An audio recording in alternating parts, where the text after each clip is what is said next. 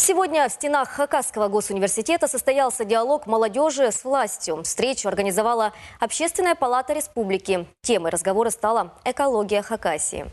Со студентами общался министр природных ресурсов и экологии Алексей Сиарпас. Вопросы звучали самые разные. Молодежь интересовалась состоянием воздуха и воды в республике, влияние угольных разрезов на экологию региона, а также проблема переработки бытовых отходов. Этот вопрос Министерство природы держит на контроле. Однако коммунальный мусор в регионе утилизируется только на полигонах.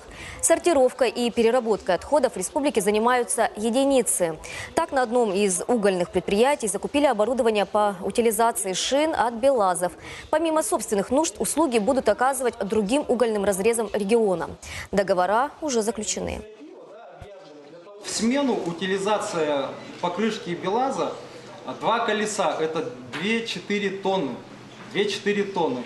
И вторичное сырье, которое будет использоваться после вот этой утилизации, да, это будет активные добавки в асфальтобетонную смесь. И, конечно же, это будет использоваться, но сейчас уже максимально используется на детских площадках, на спортивных площадках. То есть это уже будет конечный продукт, который будет вторично использоваться.